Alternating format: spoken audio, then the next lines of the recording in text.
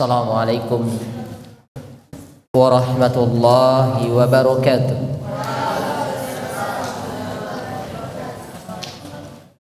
Alhamdulillah hamdan katsiran tayyiban mubarakan fi kama yuhibbu rabbuna wa yardah. Asyhadu an la ilaha illallah wahdahu la syarika lah wa asyhadu anna Muhammadan abduhu wa rasuluh sallallahu alaihi wa sallama tasliman mazida, amma ba'd.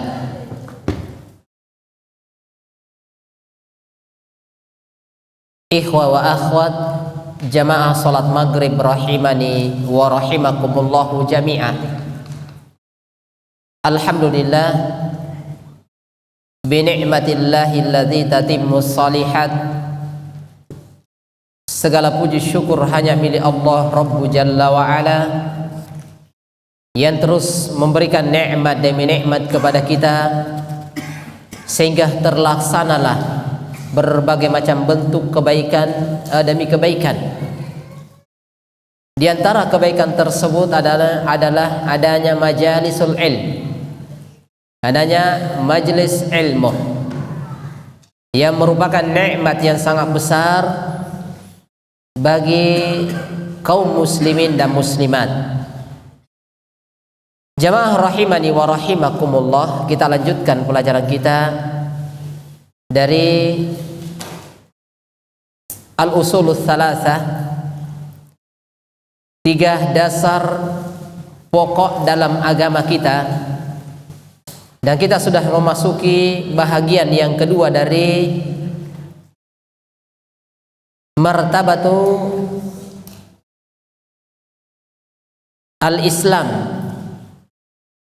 atau martabatud din, tingkatan dari tingkatan agama, di mana tingkatan yang pertama telah kita sebutkan yakni al-Islam.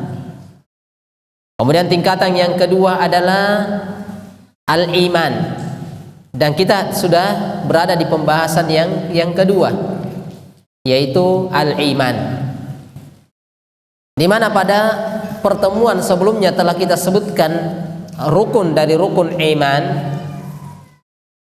Yang pertama tentunya adalah antu'mina billah, engkau beriman kepada Allah Subhanahu wa ta'ala. Kemudian yang kedua, dari keterangan-keterangan ini setelah diuraikan oleh para ulama tentang konsekuensi ketika kita mengatakan saya beriman kepada Allah Subhanahu wa ta'ala, maka konsekuensi telah kita sebutkan tuntutan-tuntutan tentang pernyataan kita saya beriman kepada Allah Subhanahu wa ta'ala. Berarti di situ ada pengakuan. Ada pengakuan terkait dengan masalah yang pertama disebutkan harus mengimani adanya Allah Subhanahu wa ta'ala. Ini yang pertama. Kemudian yang kedua, kita harus mengimani rububiyah Allah Subhanahu wa ta'ala, bahwasanya Allah Subhanahu wa ta'ala yang mengatur segala-galanya. Yang ketiga adalah konsekuensi dari al-imanu billah. Kita harus meyakini bahwasanya Allah Subhanahu wa ta'ala semata yang berhak untuk diibadahi. Inilah yang disebutkan iyyaka na'budu wa iyyaka nasta'in. Juga dalam kalimat syahadat la ilaha illallah. Kemudian yang keempat, konsekuensi daripada pernyataan kita saya beriman kepada Allah Subhanahu wa ta'ala adalah mengimani tentang nama-nama dan sifat dari sifat Allah Subhanahu wa ta'ala. Ini yang telah kita sebutkan pada pertemuan sebelumnya. Sekarang kita masuk ke arkanus tsani, rukun yang kedua dari rukun iman, yaitu antu'mina billahi wa malaikatihi.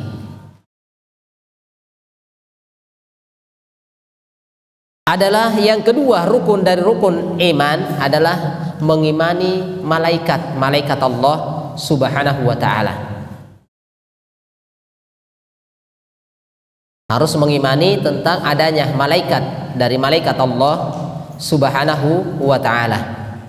Yang mana harus kita yakini bahwasanya malaikat ini adalah makhluk gaib Allah Subhanahu wa ta'ala,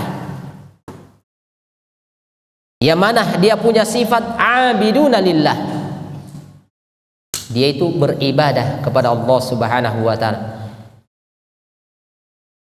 Sebutkan laisa lahum min khasa'isir rububiyyati wal uluhiyyati syai'. Malaikat ini tidak memiliki sifat khusus berkaitan dengan masalah rububiyah, yang mengatur, menciptakan, tidak. Apalagi yang disembah, itu tidak ada sama sekali.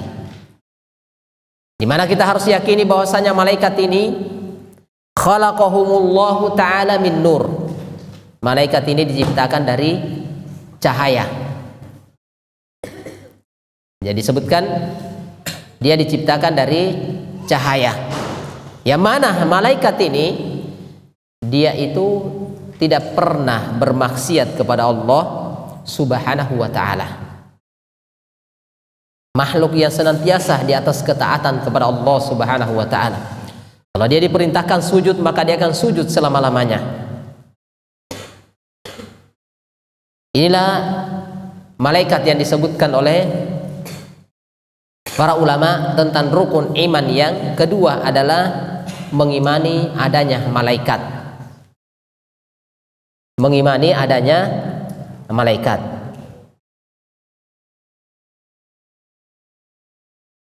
Di mana diterangkan dari firman Allah Subhanahu wa ta'ala dalam surah Al-Anbiya. Dan ini banyak ayat-ayat yang menjelaskan tentang ini. Dalam surah Al-Anbiya ayat 19 sampai ayat 20, maka diterangkan wa man indahu la yastakbiruna an ibadatihi wa la yastahsirun. Disebutkan yusabbihuna al-laila wan nahara la yafturun. Dan malaikat-malaikat ini di sisi Allah Subhanahu wa ta'ala, mereka itu la yastakbirun, mereka tidak pernah sombong. Beribadah, dia tidak pernah sombong beribadah kepada Allah Subhanahu wa ta'ala. Wala yastahsirun, dan mereka tidak pernah merasa letih. Yusabbihuna al-laila wan nahar, mereka senantiasa bertasbih kepada Allah Subhanahu wa ta'ala siang dan malam. La yafturun, mereka tidak pernah putur, tidak pernah melemah, tidak pernah berhenti, terus menerus. Bahkan disebutkan wahum adadun katsirun la yahsihim illallahu Subhanahu wa ta'ala. Dan jumlah malaikat ini sangat banyak, sampai tidak ada yang mampu menghitungnya kecuali hanya Allah Subhanahu wa ta'ala. Bahkan disebutkan jamaah ketika dalam surah Al-Qadar, tanazzalul malaikatu waruhu fiha. Tanazzalul malaika, di malam itu, malam Lailatul Qadar, maka malaikat-malaikat itu bersama dengan Jibril akan turun ke bumi. Bahkan disebutkan bahwasanya bumi itu Lailatul Qadar, salah satu penafsiran di kalangan para ulama adalah malam yang sempit. Kenapa dikatakan malam yang sempit? Karena pada malam itu malaikat turun memenuhi bumi. Bahkan para ulama menafsirkan bahwasanya jumlah malaikat yang turun pada malam itu lebih banyak daripada kerikil-kerikil yang ada di bumi. Subhanallah jamaah, ini banyaknya malaikat-malaikat ini. Sehingga disebutkan oleh para ulama kita, wahum adadun katsirun la yahsihim illallah. Tidak ada yang bisa menghitung jumlahnya kecuali Allah Subhanahu wa ta'ala. Wa qad sabata fi sahihain, dan telah sahih dari hadits riwayat Imam Al-Bukhari dan Imam Muslim dari hadits Anas ibni Malik radhiyallahu an, disebutkan fi qissatil mi'raj anna Nabiy sallallahu alaihi wasallam rafa'a lahu al-bait al-ma'mur fis sama, di mana Nabi sallallahu alaihi wasallam rufi'ah, diangkat ke Baitul Ma'mur, fis sama, di langit, di mana disebutkan yusalli fihi kulla yaumin sab'una alfa malakin, disebutkan sabu'una alfan, 70.000 malaikat-malaikat, idza kharaju lam ya'udu ilaih. Disebutkan bahwasanya dia 70.000 setiap hari ini masuk ke Baitul Ma'mur, sholat di situ dan tidak pernah kembali. Setiap hari ini, setiap harinya adalah 70.000. Ini kalau kita lihat, ini luar biasa banyaknya jumlah daripada malaikat, dan harus kita yakini tentang itu. Ini jamaah yang dimuliakan dan dirahmati oleh Allah Subhanahu wa ta'ala.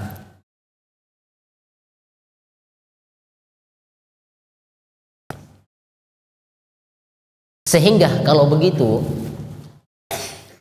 setelah kita ketahui bahwasanya dia adalah merupakan makhluk Allah Subhanahu wa ta'ala, makhluk gaib, yang mana dia beribadah kepada Allah Subhanahu wa ta'ala, tidak ada kekhususan dia yang harus disembah, tidak ada kekhususan bagi dia yang menurunkan hujan, mengatur alam semesta, kecuali dengan kehendak Allah Subhanahu wa ta'ala. Mereka ini diciptakan dari cahaya. Mereka adalah makhluk yang senantiasa beribadah dan dia tidak pernah melemah. Dan dia diperintahkan terhadap suatu perintah dan dia tidak pernah bermaksiat kepada Allah Subhanahu wa ta'ala.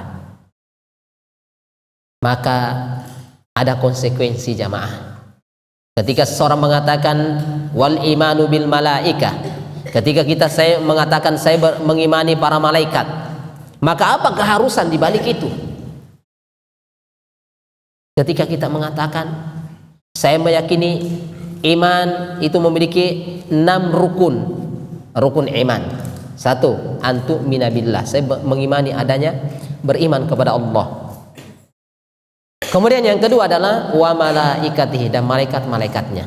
Maka ini dicatat baik-baik ya. Yang pertama tentunya adalah ketika kita mengatakan al-imanu bil malaika, maka yatadammanu arba'ata umurin. Itu ada 4 konsekuensi yang harus ada di dalamnya. Ketika kita mengatakan saya beriman kepada malaikat. Yang pertama adalah al-imanu biwujudihim. Kita harus imani malaikat itu ada.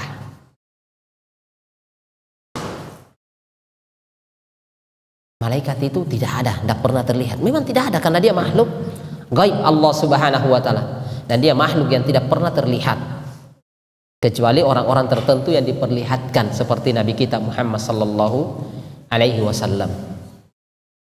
Nah, kita harus imani malaikat itu ada. Sebutkan dari hadits-hadits, ayat-ayat firman Allah Subhanahu wa ta'ala sangat banyak berkaitan dengan adanya malaikat. Di antaranya ayat dari surah Al-Anbiya yang telah kita bacakan. Hadits Anas bin Malik riwayat Imamul Bukhari dan Imam Muslim, jelas dari keterangan ini. Bahkan disebutkan dalam surah Al-Qadar. Sebutkan tanazzalul malaikah, malaikat turun. Ini konsekuensi yang kedua ketika kita mengatakan saya mengimani malaikat adalah al-imanu bima alimna. Kita harus imani apa yang kita ketahui dari ismahu, nama-namanya. Kita harus imani ada nama dari nama malaikat yang kita kenal. Seperti siapa itu? Jibril, Mikail. Nah, ini sebagian seperti yang kita dapatkan pada umumnya di sekolah-sekolah kita. Nah, yang disebutkan sesuai dengan hadits, maka itu yang kita sebutkan namanya. Walaupun sangat banyak, tetapi nama-nama yang ada sampai pada kita itu hanya sedikit. Maka intinya di sini ketika kita mengatakan saya beriman kepada malaikat, berarti kita harus imani ada nama dari nama malaikat tersebut. Ada nama dari nama malaikat tersebut.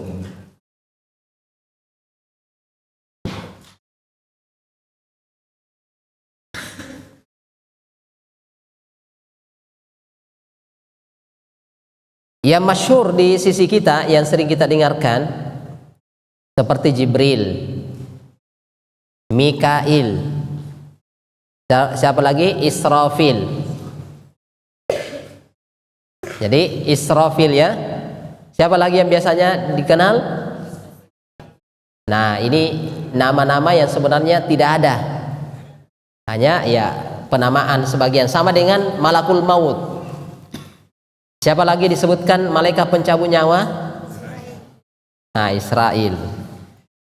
Sebenarnya disebutkan dalam hadits itu Malakul Maut, tidak disebutkan namanya. Ada juga malaikat penjaga surga. Biasanya kita kena Ridwan.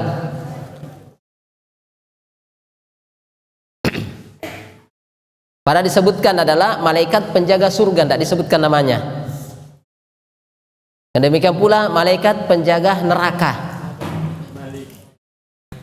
Disebutkan padahal dia adalah malaikat penjaga neraka.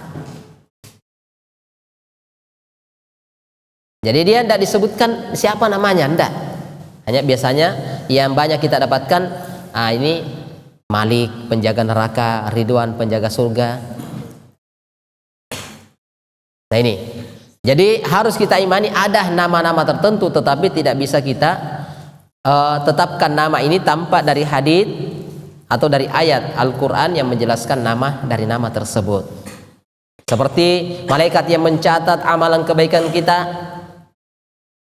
Raqib dan itu yang biasa kita dengar, tapi tidak ada haditsnya tentang itu.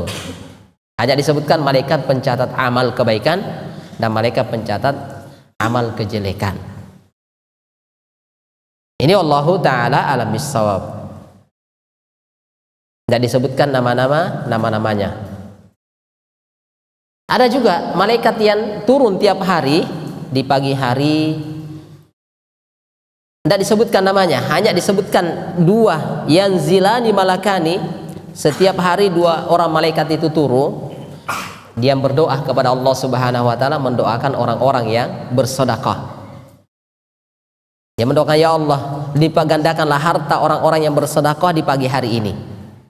Yang satunya dia mendoakan kebinasaan, ya Allah, hancurkan, binasakan harta orang-orang yang tidak bersedekah di pagi hari ini. Tidak disebutkan namanya. Nah, ini jadi konsekuensi yang kedua ketika kita mengatakan mengimani malaikat, berarti kita harus mengimani ada nama dari nama malaikat, tetapi nama itu tidak boleh kita tetapkan sendiri. Kemudian yang ketiga, konsekuensi yang ketiga adalah mengimani al-imanu bima alimna min sifatihim. Kita harus mengimani sifat-sifat mereka. Malaikat-malaikat ini memiliki sifat. Seperti siapa? Jibril alaihi salatu wassalam, di mana Nabi sallallahu alaihi wasallam menyebutkan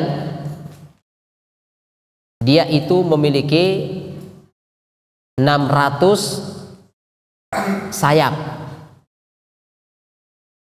Itu disebutkan. Jadi di antara sifat-sifatnya ini adalah malaikat Jibril ini diciptakan memiliki 600 situmi'a junahin. Bahkan disebutkan dia mampu menutupi bagian ufuk. Ini 600 sayap ini. Ini malaikat Jibril. Ini hadis diriwayatkan oleh Imamul Bukhari. Jadi ada hadisnya tentang ini. Jadi kita harus imani di antara sifat-sifat mereka. Di antara sifat-sifat mereka. Sifat-sifat mereka itu tak kalah mereka diperintahkan seperti ini, maka mereka akan seperti itu. Tidak pernah bermaksiat kepada Allah Subhanahu wa Ta'ala. Ini konsekuensi yang ketiga. Harus kita imani sifat dari sifat-sifat mereka. Yang keempat, ketika atau konsekuensi dari mengimani malaikat adalah al-imanu bima alimna min a'malihim. Adalah mengimani, kita harus mengimani apa yang kita ketahui dari amalan-amalan mereka. Dari amalan-amalan mereka. Apa dari tugas-tugas mereka. Tugas dari tugas mereka. Kita harus imani mereka itu memiliki tugas. yang ditugaskan oleh Allah Subhanahu wa ta'ala. Nah, seperti yang masyhur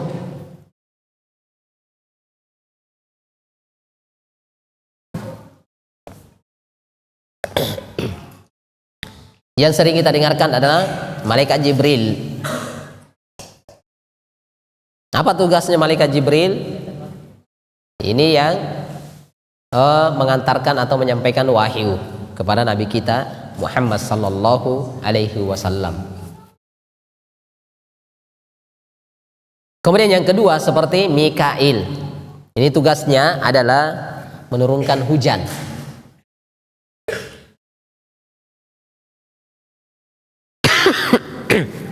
Kemudian Israfil, apa tugasnya malaikat Israfil?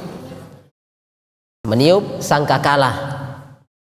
Terjadinya kiamat, tiupan pertama, kemudian tiupan kedua adalah membangkitkan seluruh makhluk yang telah meninggal.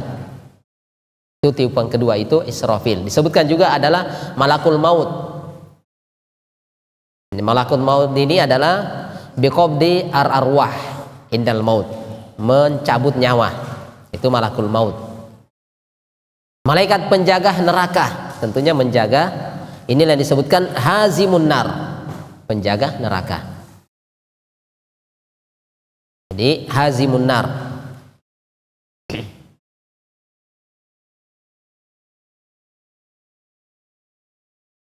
Kemudian ada juga malaikat-malaikat penjaga surga. Itu disebutkan dengan hazimul jannah, penjaga surga. Dan yang lainnya dari tugas-tugas yang ditugaskan mereka, menurunkan hujan, penjaga gunung, penjaga laut, itu ada, masing-masing ditugaskan untuk itu. Bahkan ada disebutkan memikul arsy, itu masing-masing disebutkan berkaitan dengan tugas dari tugas mereka. Ada juga malaikat yang ditugaskan untuk mencatat amal kebaikan kita dan amal kejelekan kita. Ada juga malaikat yang ditugaskan untuk mendudukkan kita setelah kita dikuburkan. Kemudian bertanya dengan 3 pertanyaan. Man rabbuk, man nabiyuk, wa ma dinuk. Apa agamamu, siapa nabimu, dan apa agamamu. Jadi siapa nabimu, ini akan ditanyakan. Siapa Rabbmu. Ini sebutkan juga hadisnya dalam hadis yang panjang. Jadi semua malaikat-malaikat ini tentunya harus kita jelaskan, harus kita sebutkan, tetapkan ketika ada penetapan dari Nabi kita Muhammad sallallahu alaihi wasallam. Ini konsekuensi dari ketika kita mengimani, saya mengimani malaikat, berarti harus mengimani ada malaikat. Walaupun tidak terlihat. Yang kedua, harus kita imani nama dari nama malaikat. Yang ketiga adalah kita harus imani sifat dari sifat malaikat. Alaiha malaikatun giladun syidadun la ya'sunallaha ma amarahum. Ini ada semua. Kemudian yang keempat adalah tentang tugas dari tugas-tugas mereka. Ini wallahu taala a'lam bissawab. Konsekuensi dari tatkala kita mengatakan saya mengimani malaikat, dari malaikat Allah Subhanahu wa ta'ala. Kemudian selanjutnya, ini akan datang nanti di pembahasan kitab-kitab selanjutnya lebih luas. Yang ketiga, wa kutubihi. Jadi antu'mina billahi wa malaikatihi wa kutubihi. Yang ketiga, wa kutubihi. Kutub adalah jamak dari kata kitabun. Sama tadi malaikah itu kata jamak dari malakun.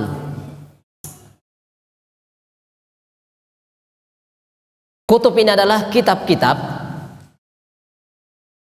Tentunya kitab yang dimaksudkan di sini adalah kitab yang diturunkan oleh Allah Subhanahu wa taala kepada para nabinya. Seperti Al-Qur'an yang diturunkan kepada nabi kita Muhammad sallallahu alaihi wasallam. Nah ini. Sehingga di sini Syekh Ibnu Utsaimin rahimahullahu taala menerangkan Disebutkan bahwasanya kitab ini allati anzalaha ta'ala ala rusulihi rahmatan lil khalqi. Kitab ini diturunkan adalah merupakan rahmat untuk makhluk.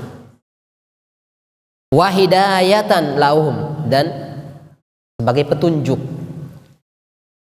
sebagai undang-undang, liyasilu biha ila sa'adatihim fid dunya wal akhirah, sebagai petunjuk jalan untuk mendapatkan kebahagiaan hidup di dunia menuju negeri akhirat. Nah, ini kata Syekh Ibnu Utsaimin. Maka perhatikan di sini kata beliau, ketika seseorang mengatakan saya mengimani tentang kitab-kitab Allah Subhanahu wa taala, tentunya kita sebagai umat Islam adalah Al-Qur'an. Walaupun ada sebelumnya seperti Injil, Zabur dan Taurat, maka tentunya di sini disebutkan bahwasanya al-imanu bil kutubi yatadhammanu arba'ata umurin. Sini juga ketika kita mengatakan saya beriman kepada kitab-kitab Allah Subhanahu wa taala, maka tentunya ada 4 konsekuensi yang harus kita jalankan dan laksanakan. Yang pertama kata beliau, al-imanu bi anna nuzulaha min indillahi haqqan. Ini harus kita yakini Al-Qur'an yang diturunkan kepada agama Islam itu benar datangnya dari Allah Subhanahu wa ta'ala, turunnya dari Allah Subhanahu wa ta'ala.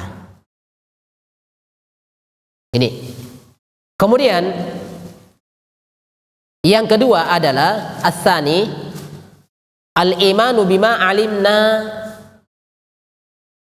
asma'uhu minha bi ismihi al-Qur'an.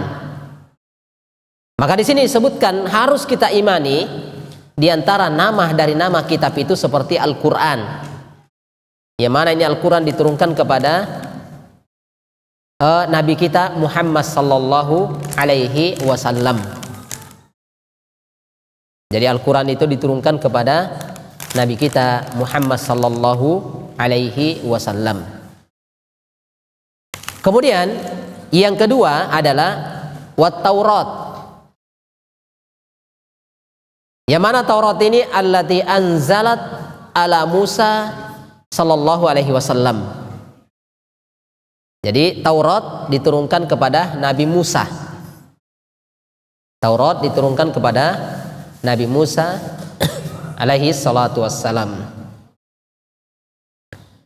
Kemudian yang ketiga adalah wal Injil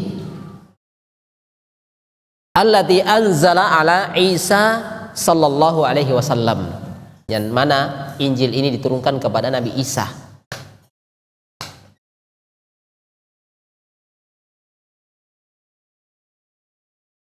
Kemudian yang keempat adalah waz-Zabur, kitab Zabur, yang mana Zabur ini diturunkan kepada Nabi Daud sallallahu alaihi wasallam. Saya ulangi ya, jadi Al-Qur'an diturunkan kepada Nabi kita Muhammad sallallahu alaihi wasallam.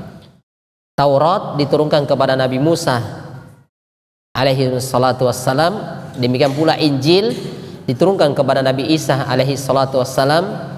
Kemudian Zabur diturunkan kepada Nabi Daud alaihi salatu wassalam. Apakah hanya 4 ini? Al-Qur'an, Taurat, Injil dan Zabur, ini yang kita kenal. Sehingga kata Syekh Ibnu Utsaimin rahimahullahu taala, wa amma ma lam na'lam ismahu fanu'minu bihi ijmalan. Adapun yang kita tidak tahu namanya, maka kita imani secara umum. Kita imani secara umum. Jadi kita harus imani secara umum. Kemudian yang ketiga, konsekuensi ketika kita mengatakan saya mengimani kitab-kitab Allah Subhanahu wa taala, maka yang ketiga adalah ats-tsalitsu tasdiqu ma sahha min akhbariha. Maka kita harus benarkan Kita harus benarkan apa yang sahih dari hal-hal apa saja yang diinformasikan di dalam kitab-kitab tersebut. Seperti misalnya ka'akhbaril Quran, demikian pula apa yang dikhabarkan Al-Quran akan terjadinya begini dan begini, maka harus kita imani, harus kita yakini dari apa yang diuraikan atau diterangkan atau dikhabarkan oleh Al-Quran. Akan terjadinya hari kiamat harus kita yakini, akan adanya hari pembalasan harus kita yakini, karena itu apa yang dikhabarkan oleh Al-Quran. Maka ini harus kita benarkan, walaupun terkadang akal itu sangat sulit untuk menerima hal tersebut, maka kita harus tetap membenarkannya.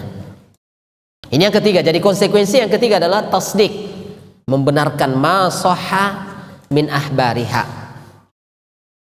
Yang keempat adalah kata beliau al-amalu bi ahkami ma lam yansakh minha waridah wat taslim bih sawa'um fahimna hikmatuhu aw lam nafham atau lam nafhamha. Kata beliau adalah mengamalkan hukum-hukum yang ada di dalam Al-Quran, ridho, menerima apa yang telah ditetapkan. Apakah kita paham hikmah di balik itu atau tidak, maka kita tetap harus terima. Kita harus mengamalkan ridho dan menerima ketentuan-ketentuan yang disebutkan di dalam Al-Quran. Sebagaimana firman Allah Subhanahu wa taala di dalam surah Al-Maidah ayat 48, disebutkan wa anzalna ilaikal kitaba bil haqq musaddiqan wa anzalna ilaik, dan kami turunkan kepada kamu Alkitab, yaitu Al-Quran, haqqan atau bil haqq, dengan benar, musaddiqan, membenarkan, lima baina yadai minal kitab, kitab-kitab sebelumnya. Jadi Al-Quran itu diturunkan, dia membenarkan ada kitab-kitab sebelumnya.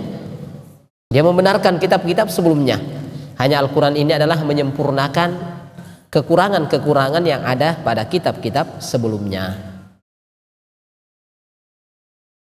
Kata Syekh Ibnu Utsaimin, wa ala hadza, di atas dasar ini, fala yajuzul amal bi ayyi hukmin min ahkami al-kutubis sabiqah illa ma sahha minha wa aqarra al-Quran. Kata Syekh Ibnu Utsaimin begini, dengan adanya Al-Quran, karena Al-Quran ini bukan bertolak belakang dengan kitab-kitab sebelumnya, tetapi dia membenarkan, bahkan menyempurnakan kitab-kitab sebelumnya. Maka kata beliau, tidak boleh beramal dengan hukum-hukum apapun dari hukum-hukum kitab yang telah berlalu, kecuali apa yang telah ditetapkan benar dari Al-Quran. Karena Al-Quran ini adalah kitab yang menyempurnakan kitab-kitab sebelumnya. Jadi Al-Quran adalah kitab yang paling sempurna. Dan kapan benar, maka tidak akan bertentangan dengan ayat dari ayat Al-Quran. Ini wallahu ta'ala a'lam bissawab. Ini kata Syekh Ibnu Utsaimin rahimahullahu ta'ala. Kemudian sedikit lagi di sini, kata beliau, ketika kita mengatakan saya beriman kepada Allah Subhanahu wa taala, berarti 4 konsekuensi. Mengimani Al-Quran atau Alkitab diturunkan dari Allah Subhanahu wa taala dengan benar. Yang kedua, kita harus mengimani nama dari nama Al-Quran. Yang ketiga, harus kita benarkan apa yang dikhabarkan dari kitab-kitab tersebut. Keempat adalah mengamalkan hukum-hukum yang ada di dalamnya, ridho dan harus terima. Maka kata beliau, dari sini ada samaratun jalilah, ada buah yang sangat indah. Artinya al-ilmu bi inayatillahi ta'ala bi ibadihi haitsu anzalah likulli qaumin kitaban yahdihim bihim.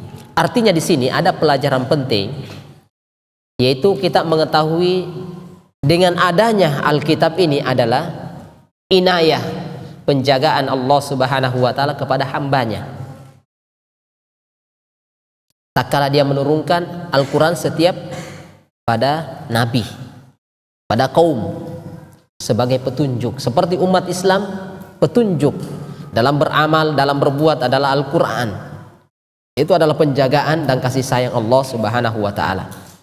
Kemudian pelajaran yang kedua adalah al-ilmu bihikmatillahi ta'ala fi syar'ihi haitsu syarra'a likulli qaumin ma yunasibu ahwalihim.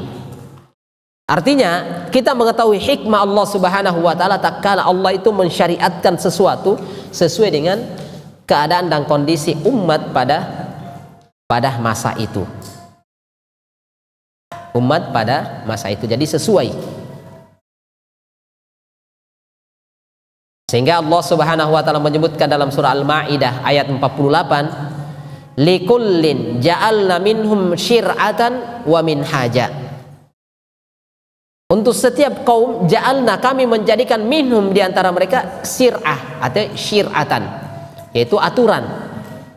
Kemudian wa minhaja, jalan yang terang, jalan yang lurus. Maka ini jamaah yang dimuliakan dan dirahmati oleh Allah Subhanahu wa ta'ala. Jadi ini dua yang kita sebutkan konsekuensi dari uraian dan keterangan yang disebutkan oleh Asy-Syaikh Ibnu Utsaimin rahimahullahu ta'ala. Saya kira ini yang bisa kita sebutkan insyaallah ta'ala dari dua hal.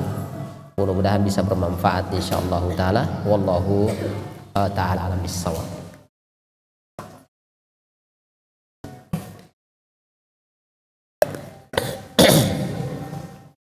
Saya kira ini ya. Ini sebelum kita tutup insyaallah ta'ala ini ada hadiah. Insyaallah. Barakallahu fikum jami'an. Ini ada 3 hadiah, jadi 3 pertanyaan. Saya melontarkan dulu. Saya mau sebelah kanan dulu, yang sebelah sini. Yang belum ya. Ayo, siapa yang mau angkat tangan? Siapa yang belum? Yang sebelah sini, sebelah kanan. Nah, yang sini dulu. Nah, antum, fadhal. Kum, berdiri. Ustaz telah sebutkan tentang rukun dari rukun iman. Sudah ada 3. Antu minabillah wa malaikatihi wa kutubihi. Sekarang setelah itu apa konsekuensi ketika kita mengatakan saya beriman kepada Allah Subhanahu wa taala? Tafadhal, udhkur. Sebutkan.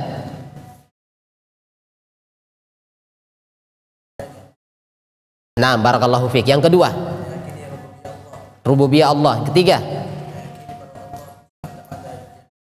yang berhak untuk. Terus yang ketiga, yang keempat, harus mengimani adanya nama dan sifat dari sifat Allah Subhanahu wa taala. Masya Allah, barakallahu fiik. Ini langsung 2 ya, fadhal. Nanti dibagi-bagi sama temannya, masya Allah, barakallahu fiik. Yang dari ada depan sini, siapa yang belum? Sini, yang sini, siapa yang belum sini? Ini belum pernah. Iya, belum pernah. Nah, berdiri sekarang. Kum. Yang kedua, Ustadz tadi telah sebutkan tentang mengimani malaikat. Sebutkan 4 konsekuensi ketika kita menyatakan saya beriman kepada malaikat. 1, malaikat itu ada. Terus yang kedua, nama-nama malaikat seperti siapa? Jibril. Siapa lagi? Mikail. Malaikat pencabut nyawa? Malakul maut. Nah, malakul maut. Nah, yang ketiga, ya, sifat-sifat malaikat seperti apa itu?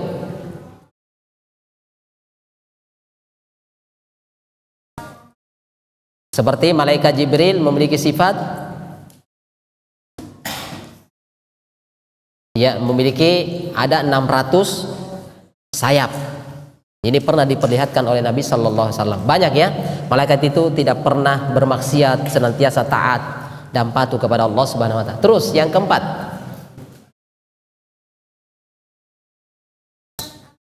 Seperti apa itu?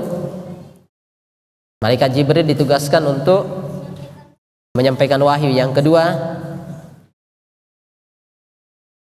ada malaikat yang ditugaskan untuk mencabut nyawa, mencabut ruh, nyawa. Bertanya nanti di alam kubur dan banyak ya. Terus, apalagi? Selesai, masya Allah, barakallahu fiik. Fadhal. Barakallahu fiik. Jadi bagi sama temannya ya, masya Allah. Terus yang terakhir, sebelah sini. Siapa yang belum? Ya, fadhal. Ya, itu. Nah, Ustaz tadi sebutkan apa yang terakhir? Rukun iman yang ketiga, beriman kepada kitab-kitab Allah Subhanahu wa taala. Juga memiliki 4 konsekuensi. Apa itu? 1. Ayo, yang pertama. Ya, irfa sautak, agak besar suaranya. Allah menurunkan Al-Quran dan kitab-kitab yang lainnya. Jadi Allah menurunkan Al-Quran bil haqq, dengan benar. Terus yang kedua,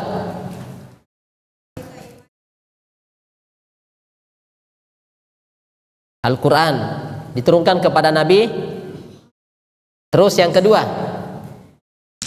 kitab Zabur diturunkan kepada Nabi Musa. Ya, Zabur ya Nabi Daud. Terus Taurat Nabi Musa, Injil Nabi Isa, masya Allah. Terus yang ketiga, ya, membenarkan. Apa yang dibenarkan? Apa yang dikhabarkan dari kitab-kitab itu. Jadi coba diulangi. Dibenarkan, membenarkan. Tasdik. Apa yang dikhabarkan dari kitab-kitab tersebut. Yang keempat, iya, mengamalkan, ridho dan harus terima. Tidak boleh. Ini kayaknya sudah tidak cocok hukum Al-Quran seperti ini. Tidak boleh seperti itu. Nah, barakallahu fiik. Nah, masya Allah. Yassarallah, barakallahu fiikum jami'an. Tafadhal. Sini.